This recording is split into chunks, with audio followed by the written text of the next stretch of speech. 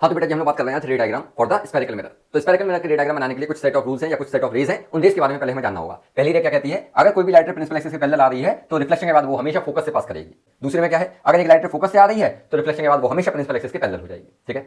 तीसरे में क्या करें, अगर एक लाइट सेंटर ऑफ कर्वेचर के थ्रू आ रही है तो रिफ्लेक्शन के बाद ये सेंटर ऑफ कर्वेचर से ही वापस लौटेगी। अगर एक लाइट आके पोल पे स्ट्राइक कर रही है तो जितना एंगल ऑफ इंसिडेंस है उतना ही एंगल ऑफ रिफ्लेक्शन बनाते हुए ही ये वापस लौटेगी। तो ये चार रेज हैं हमारे पास इन टोटल। इन चार में से किसी भी दो का यूज करके हम लोग आसानी से रे डायग्राम बना सकते हैं। उनके मिरर में पहला केस हमारे पास क्या है, when the object is lying at infinity. जब भी इंफिनिटी पे होगा तो रेस आएंगी पैरेलल। यहाँ पे मैंने प्रिंसिपल एक्सिस के पैरेलल डाला है रेस को। तो एक रे मेरे पास ये आई, अगर ये पैरेलल आ रही है तो फोकस से पास करेगी। सिमिलरली दूसरी रे ये आई, अगर पैरेलल आई तो again it will pass through focus. तो इंटरसेक्शन जो होगा वो कहीं यहाँ पे होगा, यानी कि एट फोकस, तो image will be forming at focus.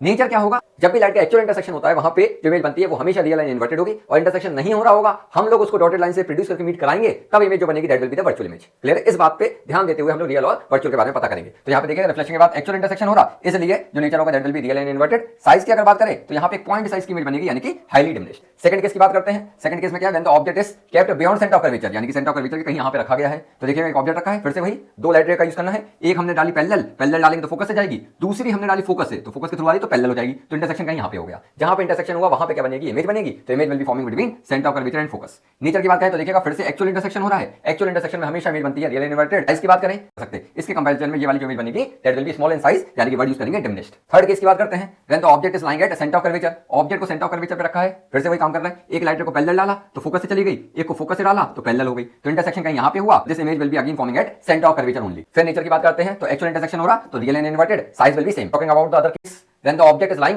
between center of curvature and focus। एक लाइट को हमने पैरेलल डाला तो फोकस से गई, दूसरी हमने फोकस से डाली तो पैरेलल हो गई। तो इंटरसेक्शन देखें कहां पे हो रहा है, तो it is beyond centre of curvature. तो इमेज जो बन रही that is forming beyond centre of curvature, क्योंकि एक्चुअल इंटरसेक्शन हो रहा है तो nature of the image will be real and inverted. Size की बात करेंगे तो कंपैरिजन बेसिस पे ये क्या है, बड़ी है, बड़ी के लिए वर्ड यूज करेंगे मैग्नीफाइड। अगले केस में क्या कर रहा है, when the object is kept at focus. Focus पे अगर ऑब्जेक्ट को रखोगे तो फिर क्या होगा, एक लाइट को पैरेलल डाला, पैरेलल डालेंगे तो फोकस से जाएगी। दूसरी मैंने यहाँ पे पोल पे डाला है, तो पोल पे जब भी डालेंगे तो क्या होगा, जितना एंगल ऑफ इंसिडेंस है उतना एंगल ऑफ रिफ्लेक्शन बना के लाइट रे लौटेगी। तो ये पोल पे गई तो यहां से वापस लौट गई, तो image will be forming at infinity.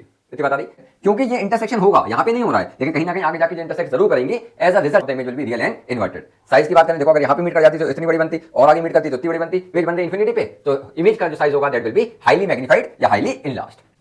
अगले की बात करते हैं, जब ऑब्जेक्ट को अब हम लोगों ने क्या करा है, फोकस और पोल के बीच में रखा। एक लाइट को पैरेलल डाला तो फोकस से गई, एक पोल पे डाला तो क्या हुआ, जितना एंगल ऑफ इंसिडेंस है उतना एंगल ऑफ रिफ्लेक्शन बना के लाइट रे लौटी।